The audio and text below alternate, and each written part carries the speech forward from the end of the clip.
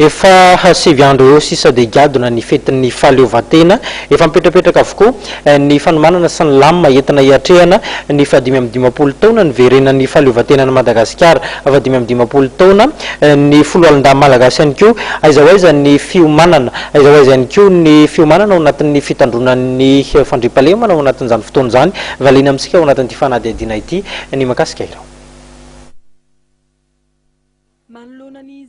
Eto firenena sy ny feo mandeha momba ny fisina fikonokononana fanakorontanana sy fampiororona samihafa dia ho amafisina ny fitandronan'ny filaminana meloa ao anatiny ary ao aorian'ny fetim-pirenena ny fahaenina amby 20 Jona araka ny nambaran'ny lehiben'ny état-major général ny tafika malagasy ny général Rasolofo Nirina Benik Xavier.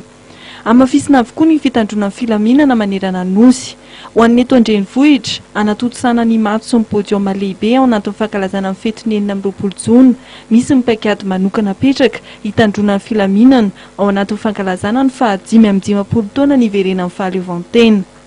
Ny olom-pirenena ry malagasy rehetra dia antsoina ho tony fa efa mandray ny andraiky ny folo alin-dahy indrindraindrindra izy tandro filaminana rehetra eto Madagasikara.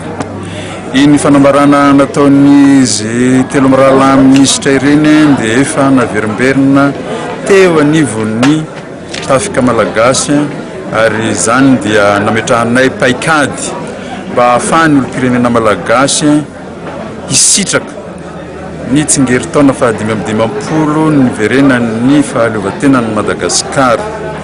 Raha ny eto andrenivohitra manokana no tenenina dia efa misy paikady mba tsy hiverenany hoe ataoko hoe victime innocente na dommage collatéraux amina asa famporohorona. Ny ataoko hoe ny quartier rehetra zay be olona dia isy mpitandro filaminana na andro na alina mba ahafahany olom-pirenena malagasy mankalaza ampahamendrehana anio tsingeritaona fahadimy amby dimampolo taona ny verenan'ny fahaleovantenan'ny Madagasikara.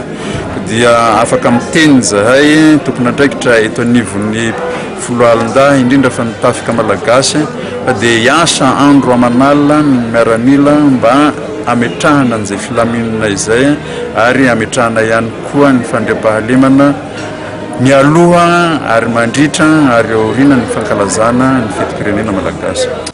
Ankoatra ny matso lehibe izay ho toto-saina etsy amin'ny kianjan'ny Mahamasina ny fahaenina amby 20 Jona maro be ireo hetsika izay karakarain'ny komity mpanomana ny fetim-pirenena.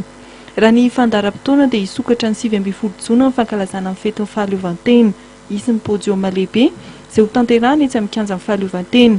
Anisany ho avy hanafanany lanona mpankalazana ny fetim-pirenena amin'ny mpanakanto vahiny Franky Vincent. Ndraiky amby 20 Jona dia isy ny fitaovam-pivavahana iraisam-pinoana izay ho toto-saina etsy amin'ny FJKM Ambatonakanga. Ny alarobia 4 amby 20 Jona no hanaovana ny famerenana ny matso miaramila izay tanterahana eny amin'ny kianjabe Mahamasina ny andron'ny fetim-pirenena. Ny 5 amby 20 Jona dia isy ny fandefasana ny afomanga manerana ny revivohiparitra 2 amby 20. Etsy amin'ny fariana nosy no andefasana izany ho an'Antananarivo renivohitra.